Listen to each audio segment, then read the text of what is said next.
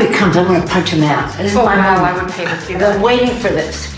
I'm going to punch him out, and I'm going to go to jail, and I'm going to be happy. Most economic analysts believe that it will have a temporary or transitory impact. When you say you see you guys and look like them and grow up like them, means that we're oddballs to begin with. I have the floor. Who had Muslim Republicans on their 2022 bingo card? Also, the January 6th committee has finally reached their ultimate conclusion. There's some video, and it's kind of interesting to watch and go through, especially if you're looking at it from the cynical side. Also, non-woke NFL coaches, anything else? Oh, inflation. The Inflation Reduction Act didn't seem to do anything. Who would have thought? All that and more coming up on this episode of Daily Caller Live. My name is Jobob. Thanks for tuning in. Daily Caller Live starts right now. 3, 2, 1. Here we go! That might be the only brown guy on earth named Jobob. That is actually her name, Jobob. Live from the dingy bunker, completely cut off from the outside world, except for you fine folks. My name is Jobob. This is Daily Caller Live. Thanks so much for tuning in on today. It is, October 14th, the year of our Lord 2022, Friday, headed on into the weekend. Apologize yesterday. I think I lied to you on Wednesday saying, yeah, we're going to do a show tomorrow, but I was traveling and it's a problem, and it didn't work out. But interesting stuff happened yesterday. Yesterday? Yeah, yesterday in the January 6th committee. Now, I'm sure a lot of people have heard way too much about this, and you're like, oh, rolling your eyes. But I do think I have an interesting angle here, especially given the new video that came out, the never-before-seen footage of Nancy Pelosi. To preface this, there is no one more cynical about politicians and therefore government than this guy. You can say you're more cynical about it, but I don't think you are. Mentioned numerous times, I look at politics as a sport and try to identify who the good players are, regardless of whether or not I agree with their policy. Nancy Pelosi, although you might hate her policy and her political agenda and all that sort of stuff, is very, very good at the sport of politics. Yesterday, when the January 6th committee wrapped up their whole thingamajig, whatever it is that they were doing that most people weren't paying attention to, they released a never-before-seen video of Nancy Pelosi through the Capitol halls. Now, just to preface this, I didn't think January 6th was good. Nobody does. I don't think people look at January 6th and go, yes, we need more of that. Nobody is saying that. That is not the argument that I'm making.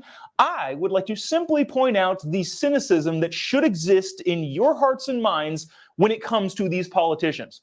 They released this video of Nancy Pelosi going through the halls and making calls while the Capitol was infiltrated, under siege, whatever you want to call it. I don't know, while the protesters were inside the Capitol. Again, not saying the protesters were doing good things. I wish they weren't breaking windows and storming the Capitol and all that sort of stuff. I don't like it. Having said that, Nancy Pelosi, being good at what she does, made it very, very, I don't want to say she made it clear, but she made it clear to me that she was using this from the video that they released yesterday purely as a political site. She was using it purely for political purposes. Even when it first started, she was using it for political purposes.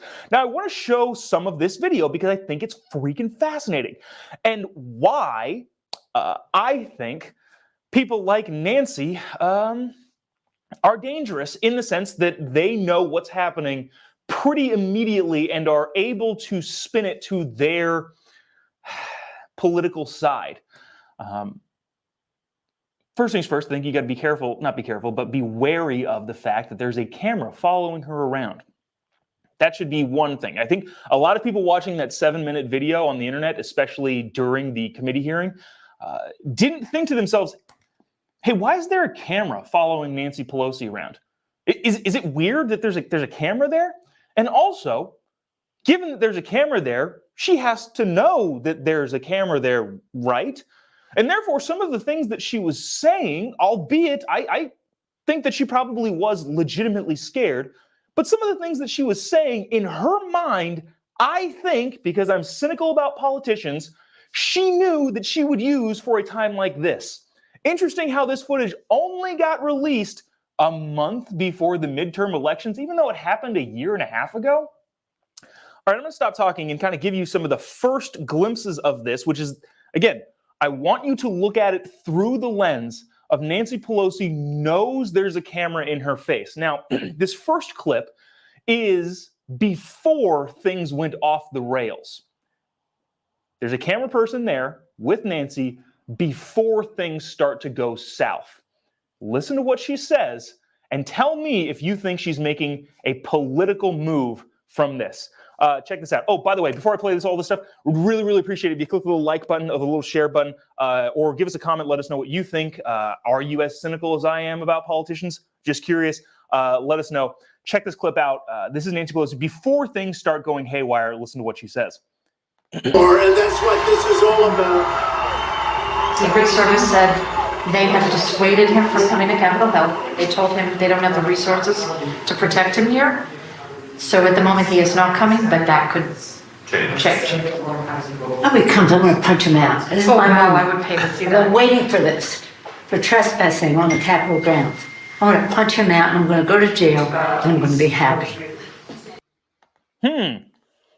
So keep that context in mind. This is before things started going off the rail. Nancy Pelosi is still in her office, and there's a camera there. Okay, so they were prepared for something to be wary enough to document all of this. Her chief of staff, if you missed the audio, I know it's kind of a little fuzzy. Chief of staff said, hey, the Secret Service has dissuaded Donald Trump from coming to the Capitol. And Nancy Pelosi says, I hope he does come. I'm going to punch him out. I'm going to go to jail because I'm going to punch Donald Trump in the face. The Speaker of the House said that she was going to punch the president. Threats of violence much? I know it's political posturing. I'm not saying that she actually should be arrested for threats of violence against the president. This is all part of her plan, right? So let's not fall for the bait there. But then Chief of Staff says, I would pay to see that. Okay, so with the context in mind of she knows there's a camera on her when things do start to go south, listen to what she says and what the January 6th committee played yesterday without the context. Well, not without the context, because if people were to think properly, like, oh yeah, there's a camera in her face, maybe she's saying these sorts of things knowing that this is going to come out at some point and use it to her political advantage. Watch this next clip of Nancy Pelosi talking with a camera in her face when things start to go south. Check it out. Senator Schumer is at a secure location, and they're locked down in the Senate. There has to be some way we can maintain the sense that people have that there's some security or some confidence that government can function and that we can elect the President of the United States. Did we go back into session? We did go back into session, but now apparently everybody on the floor is putting on tear gas masks to prepare for a breach. Well, I'm trying to get more information. They're putting on their tear gas masks. I can't. Yeah, so again, I'm not discounting the fact that this was probably scary for her and a lot of people. At the same time, knowing there's a camera in her face saying, well, are we going to go back in session? Oh, man, people are putting on their tear gas masks. Again, not discounting the fact that this could be scary. But it is interesting that there's a camera just kind of documenting the whole thing. Not to say that they shouldn't have documented the whole thing, but within the context of Nancy Pelosi knowing there's a camera there and knowing that she's going to use this footage some point for her political advantage, watch this next clip. Same kind of thing. And I don't want to belabor too long on this because I think there are some other interesting... The Muslims shutting down the school board because of the woke ideology is a hilarious cross-section between cultures and political parties. So we'll get to that in a second. But watch this last clip that we've got from this January 6th committee hearing of Nancy Pelosi, again, with a camera in her face, saying things that she knows will be blasted to the world in whatever period of time she wishes, which happened to be yesterday. Check it out. Virginia National Guard, Mr. Hoyer was speaking to Governor Hogan, but I still think you probably need the okay of the federal government in order to come into another jurisdiction. Thank you. Secretary of the Army. Oh my gosh, they're just breaking windows, they're doing all kinds of, it's really, that they said somebody was shot. It's just horrendous, and all at the instigation of the President of the United States. Okay. So that line there to me was a telltale sign of she knows what's happening, and she knows. And again, I'm not saying that she planned any of this or any that. You can find other people commenting on that. I'm just looking at it purely from a political standpoint, and I think Nancy Pelosi, again, while I disagree with her policy stuff, I think she's smart enough to recognize, hey, this is going to be a big deal. Let's make sure we grab as much footage as we can of me saying this is a disaster and clearly caused by the President of the United States on the phone. And I think she's smart enough to know that this was going to be played at some point. So again, all of that stuff was played. There's a bigger, longer video of more of that kind of stuff. I can't say this enough. I don't want to discount the actual fear that her and probably Chuck Schumer, and even Mitch McConnell probably felt. A lot of the people in the House and the Senate probably felt. But at the same time, let's remember that Nancy's a pro and knows how to use the media to her advantage, and had the wherewithal to keep all of the cameras rolling while she made bold declarative statements of this was all at the instigation of the President of the United States. Keep that in mind. So there's that. If you want any update on that, the committee subpoenaed Donald Trump. I don't think that matters. They voted to subpoena Donald Trump 9-0. I don't want to say that doesn't matter, but it's just who cares? He's not going to show up. There's going to be this big whole thing. Honestly, I think that's worse for the country that they did that, because now they put him in a position, not absolving him of any of the. I don't think Donald Trump acted the best on January 6th, so I'm not absolving him of that. But at the same time, if you're going to subpoena somebody who you know is not going to show up for any sort of hearing, the only thing that you're doing is tearing the fabrics of the political parties and making it more divisive in the country. So that's what happened there. They're supposedly done with all of their stuff, but I guess I would be willing to bet that they are not actually doing that. We're getting a lot of these comments. These are kind of funny. The president trespassing on the United States, or President of the United States trespassing at the Capitol. Yeah, I don't really know what that's about. If you missed the beginning video, Nancy Pelosi threatened to punch the President of the United States if he went from his speech to the Capitol for trespassing and get him arrested. So yeah, I don't really know what she was talking about there, other than the fact that she knows that a camera was in her face and wanted to make the news, which she did. We'll leave that there because I feel like, I don't know, there's going to be a bunch of stuff coming out about that over the weekend, people's opinions. I honestly don't think Americans care. The thing that I've been saying with this whole January 6th committee, I don't know that any of this is changing anybody's mind. Either you're like, yeah, that was bad, but at the same time, I do think that there are big voting laws that we have to fix, or you're like, this is the worst thing ever, and we barely held on to the country. Nobody is like moving sides based on any of the January 6th committee findings. So there's that. I think it's kind of pointless in a lot of ways. I want to move on to this because I think this is a fascinating piece of culture going on in this country. When Democrats, okay, this is Jobob, the former / kind of still, I guess, but mostly former political consultant, and the messaging and the demographics of the political parties talking here.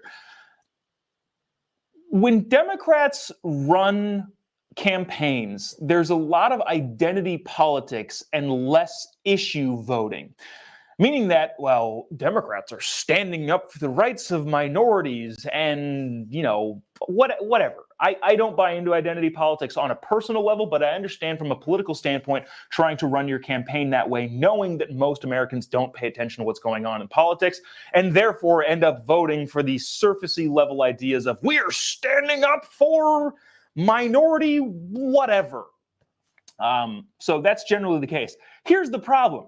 A lot of minorities in the United States, I have several Hispanic friends, Latino friends, not Latinx, because literally none of them use that term, that are very, very traditional in the way that they live their lives culturally and are not cool with this woke stuff going on in the schools, going on at the federal government level, trans people competing in women's sports.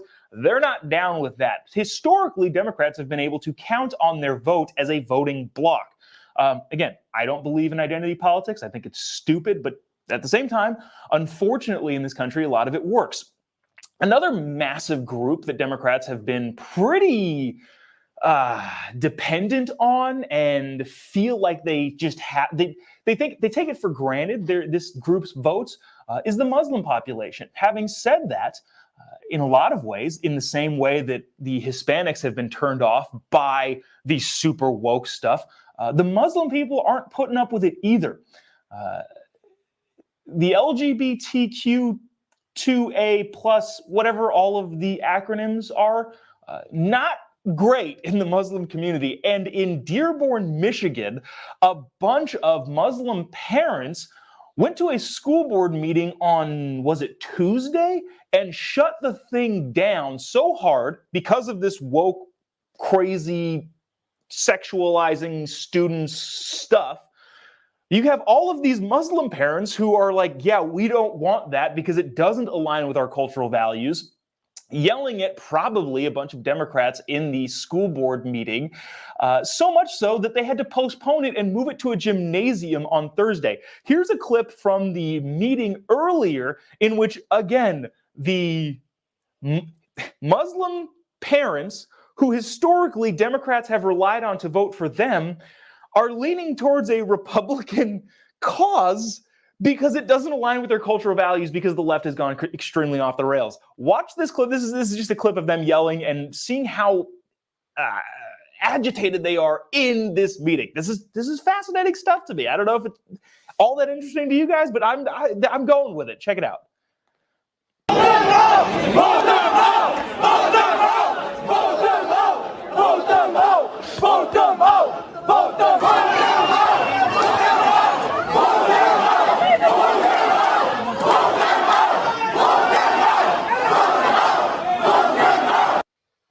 When it comes to, again, traditional values, it's fascinating to see the fact that all these Democrats who consistently voted on the Hispanic vote, the Muslim vote, all of because we stand up for minorities, are now going so far off the rails policy-wise that those people that they've depended on for years are starting to wake up and go, wait a minute, hold on, this is not cool.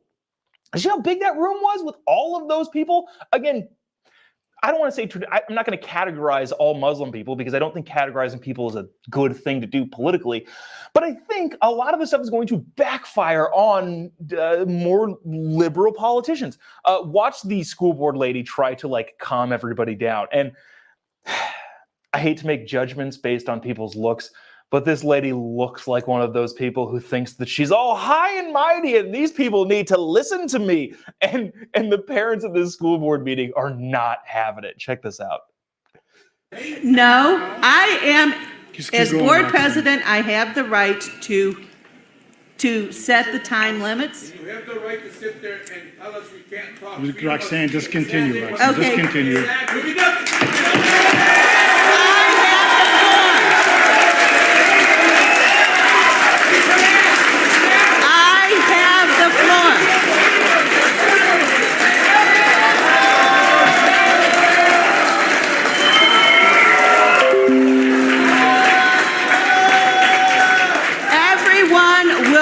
Treated fairly. Everyone will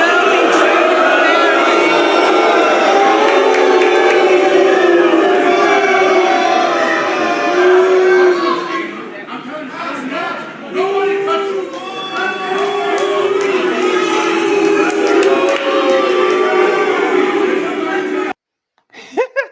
So, I don't know. I just think that's fascinating. Again, people who agree with the whole freedom-oriented part and don't want their kids getting indoctrinated to their schools, which is, things that I tend to agree with. I think it's fascinating seeing groups that have historically gone one direction start to go, oh, yeah, this is too far, and go back the other direction. Again, like I mentioned earlier, and I thought this was pretty funny, who had Muslim Republicans on their 2022 bingo card?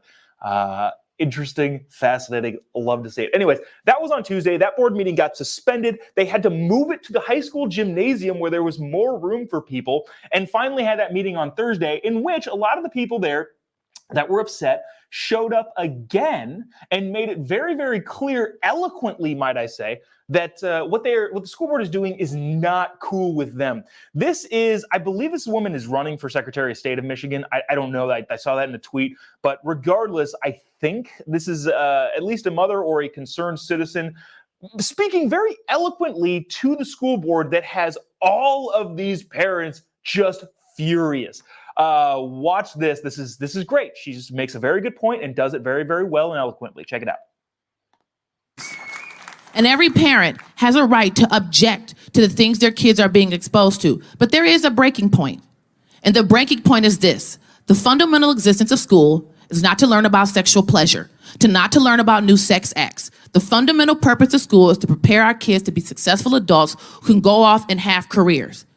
And it is up to every parent to then teach their kids morality. It is out of the place for the school to do it, and I reject any notion that parents here are filled with hate or bigotry. The parents don't want their kids sexualized. If other people want to sexualize their kids, that's their business, not our. Boom! Right, isn't it exciting to see people make good points, say them eloquently and directly and concisely? Like, look at this. Did you guys see the background too? There's a bunch of people who, I don't want to judge people by their looks, but it looked like a lot of Muslim parents going, yeah, we don't want you teaching our kids about sex things in school. Revolutionary idea, I guess, but apparently that's not the way that particular culture wants to see things go. And again, I don't know who that woman was. Someone on the internet said that she was running for Secretary of State or some Attorney General in Michigan. If you know who that was, let me know in the comment section. But a lot of people in the comment section, thank God, go parents, go. Yeah, Olivia says, you rock, parents. Somebody named Let's Go Brandon, who probably is not their actual name, said everybody will be treated fairly except for the children. They are all the same and have to accept what we say. Hilarious. Yeah, that tends to be the case in these particular situations. Peter says, say it louder. Love it. Thomas says, very well said. And Marcella says, leave our children alone. All of this stuff. Yeah, look, again, if you want to talk about something that brings people together, people from all different cultures, walks of life, ethnicities, religion, sexual orientation, pretty much the entire American populace is like, yeah, hey, don't teach our second graders about possibly being transgenders. Like, how about we don't? How about you teach them how to do math and spell words correctly? So there's that. Speaking of the woke stuff, this is also interesting. We have an interesting day on this Friday. So appreciate you sticking around, tuning in, because you're going to want to see this. Have you guys been paying attention, or at least have we talked about the NFL and the media's dissatisfaction with how many black coaches there are in the NFL? This is a dumb thing. I tweeted the other day because now this is burbling up again. Like, hey, just so you know, Samoans, my people, are severely underrepresented in the coaching world, even though they are very, very disproportionately overrepresented in the playing field. There was a 60 Minutes piece in like 2012 that I remember watching called Football Island, saying that it is unbelievable how many Samoans are playing in the NFL relative to the size of the population of Samoans in general. Just in terms of, like, imagine that some huge percentage of football players came from like a small town in Rhode Island. That's what they were comparing it to. The fact that there are so many Samoans in the league is crazy relative to their population size, to our population size. Having said that, there are almost zero Samoan coaches in the NFL, and definitely zero head coaches. Bottom line, the point that I'm trying to make is, why is it that we only care about the amount of black coaches? What about the amount of Hispanic coaches or Samoan coaches? You know what? There's no Chinese coaches or Asian coaches in the NFL. But for some reason, we only care about the amount of black coaches in the NFL. I think it's stupid.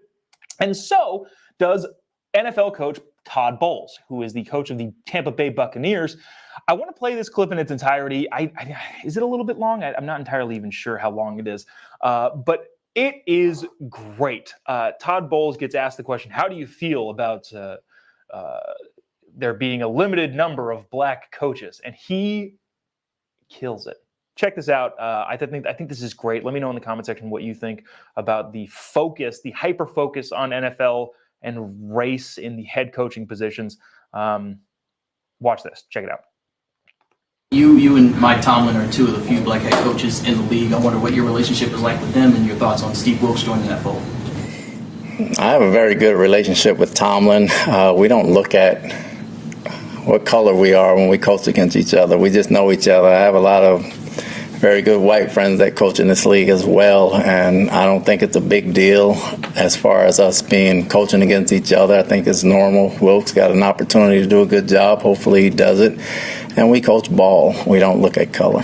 But you also understand that representation matters too, right? And that when young aspiring coaches or even football players, they see you guys, they see someone that looks like them, maybe grew up like them, that has to mean something. Well, when you say you see you guys and look like them and grow up like them, means that we're oddballs to begin with. And I think the minute you guys stop making a big deal about it, everybody else will as well. Oh, I love it. I love to see it. Because he makes a point, too. Look, I've had this, obviously not to the level of an NFL coach, but I've had this, too, of like, don't you think it's blah, blah, blah, blah, blah. I'm like, look, if you're looking at people's color and not their ability to do the job that they're tasked with doing, what you're doing is effectively saying, hey, you're an oddball in that position. How do you feel about being the outsider? Dude, what? Like, what? You're discounting the person's ability because, again, like I've said so many times, if you focus on hiring people based on their skin color, their sexual orientation, their race, whatever it is that you think that you're doing a good job at helping minorities, all you're doing is putting the question in other people's head of their actual skill and talent. That's literally all you're doing. If you promote the idea of, look, we've hired more black people in this job than anybody else, the only thing you're doing is making everybody else question whether or not they deserve the job and are good at the job, or if they just got hired because they're going to fill some statistic of some stupid woke ideology nonsense. That's what it is. All you're doing is making people question the ability of the people that you hire. Not a good thing. But Coach Bowles, they're saying, what he thinks and what is actually true. A lot of people saying, let's see, Barbara says, amen, right on. Media is blowing this all up. Way to go, Coach. Perfectly said, says Kathy. Marcella says the media is so divisive. Yes, correct. And I think we just made a new Bucks fan. Darlene says, go Bucks. Yeah. Wow, that was great. Great interview. Well said, sir. Great job, Coach. Yeah, seriously, this is great. Everybody, in the comment section seems to be in agreement that, hey, let's stop looking at people's skin color. Just coach football. And guess what? Also, just FYI, the NFL is a league based on making money. I guarantee you, literally the last thing going through anybody's mind in the NFL is the skin color of the head coach. In terms of the owner's level and the GMs and whoever hires the head coach, their sole focus is winning football games. They do not care whether the coach is black, brown, Chinese, some sort of South Pacific Asian. They don't care. They literally don't care. Their bottom line is measured on how many games they win. And if they think that a person, I don't know, if they think that, let's just say, I don't know, anybody, let's just pick a minority race, whatever. If they think that they're going to win the most football games, they're going to get the job. Doesn't really matter. They want to make money, and they make money by winning football games. So there is that. And I want to close with, wow, there's so many comments coming in here. Wow, lots of people very, very excited about Coach Bowles. And yeah, this is why, and also Tom Brady plays for that team. I love Tom Brady, so I guess I'm an honorary Bucks fan because the Seahawks are not doing super great this season. I want to get to this last thing. This is we'll kind of send you off into the weekend here on kind of an interesting note. Inflation numbers came out yesterday, if you weren't paying attention, which I only bring up because, look, we all know inflation is bad. It's not good for our wallets, our 401ks, our savings, any of that sort of stuff. It's not good. You all know this. I know this. The reason why I thought this was interesting is I think this is either the first or second time inflation numbers have come out since Joe Biden passed the Inflation Reduction Act, which nobody thinks, I think even the CBO, don't quote me there because several even lefty economists saying, yeah, the Inflation Reduction Act is not going to help inflation at all. And the numbers are continuing to show that. And again, I know it's early on, but inflation rose 8.2% in September. Core inflation was up 6.6% at a 40-year high. This was far worse than the quote-unquote experts expected. And here's a compilation that I wanted you to see. Now, full disclosure, this is from, who put this together? This is, I think the RNC put this together. Which again, not advocating for a political party here, but they, of all people, did a pretty good job at cutting all of the different times when Joe Biden, Janet Yellen, a bunch of your TV economists said, no, inflation is temporary. Jen Psaki said this. It's not going to be around for a long time. It's just a transitory thing. So this is fascinating. Again, go ahead and watch this. Also, if you haven't already, thanks for watching, but also click the little like button and the little share button. Would really, really appreciate you doing that. It really helps us out. Continue this ball rolling each and every morning here on Daily Caller Live. So appreciate you doing that. And check this out. Interesting compilation. Watch this. I really doubt that we're going to see an inflationary cycle. Most economic analysts believe that it will have a temporary or transitory impact. The faster than expected increase in some of those prices is actually a good sign. The overwhelming consensus is going to pop up a little bit and then go back down. No one's talking about this great, This is something that will settle down. Transitory. Transitory. And the data shows that most of the price increases we've seen were expected and are expected to be temporary. There's nobody suggesting there's unchecked inflation on the way. It's highly unlikely that's going to be long-term inflation that's going to get out of hand. I don't know anybody who's worried about inflation. Over the last couple of months, we actually saw it trended downward. President Biden's chief of staff, Ron Klain, enthusiastically retweeted an economist who had said in part most of the economic problems we're facing, inflation, supply chains, et cetera, are high-class problems. What is the Granholm plan to increase oil production in America? Oh my God, that is hilarious. Well, the number one thing that the president can do is help get COVID under control. That we know is the root cause of inflation. President Biden this afternoon saying he thinks we're at the peak of the crisis right now and that lower prices are on the way. The inflation has everything to do with the supply chain. Make no mistake, inflation is largely the fault of Putin. I'm going to do everything I can to minimize Putin's price hike here at home. If you want to get rid of inflation, the only way to do it is to undo a lot of the Trump tax cuts. I think ever since you've come into office, things are really looking up. You know, gas is up, rent is up, food is up, everything. So there's that. Not much commentary needed, but that is the litany of the President Biden administration saying inflation is, it's not going to be bad. It's a year and a half ago, they're saying, this is going to be fine. Everybody, it's transitory. It's going to go down immediately. And, immediately has lasted a year and a half. And I can't see it going down anytime soon, especially considering we passed trillions of dollars more in spending. But I just thought that was interesting, considering that even Jake Tapper on his CNN interview the other day let Joe Biden get away with saying, well, we passed the Inflation Reduction Act, and didn't say, yeah, but nobody thinks that's going to reduce inflation. And a lot of people are thinking it's going to make it go up. So there's that. Anyways, that's going to do it for us today and this week. Appreciate you sticking around, tuning in. Any announcements today? Tonight, actually, I don't know. In the comment section, I asked this on my Instagram page, and I'm curious to see if there's any input here. I'm speaking at a Turning Point event, the West Coast Regional Summit in Newport tonight. Wow, tonight. And I have no idea what I'm going to talk about yet. I have thoughts. I could either give a rousing, political, informative speech, or I can do stand-up for 30 minutes. And I'm curious to let me know in the comment section, and I'll check this out for the rest of the day. Should I do a stand-up set of just kind of making fun of things going on? Or should I talk about Mao and the Cultural Revolution in China and how it relates to college kids today? I don't know. Let me know in the comment section if you have any thoughts on what I should talk about this evening. Again, at Turning Point's event in Newport Beach. Also, if you're in Newport Beach or Southern California in general, It's a fantastic event. Charlie Kirk's going to be there. Benny Johnson's going to be there. Steve Hilton's going to be there. There's a bunch of other people that are going to be there, but should be a crazy cool event happening tonight and tomorrow again in Newport Beach, California. So if you're in town, check it out. Yeah. Oh geez, there's some other funny comments. I can't get to them. Can't do it. They're on the bubble.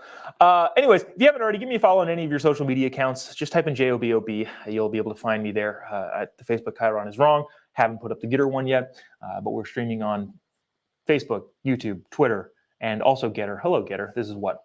Are we a month into streaming on Getter? Wow. Appreciate all you who are watching on the Getter platform. I really like Getter, by the way. Yeah, go find me on any social media accounts. Just type in JOBOB. You'll be able to find me. We passed 50,000 Instagram followers, which blows my mind. And I think we're like 56,000 on Facebook, which is like 100,000 people in total that have access to the stuff that I'm putting out, which is crazy to me. But I really appreciate all of you who are engaging on all of the social media platforms, whichever that you choose to engage on. So really, really appreciate it. Have a great weekend. Stay safe. See you on Monday. Anything happening else? Yeah, see you on Monday. Same time, same place. God bless America.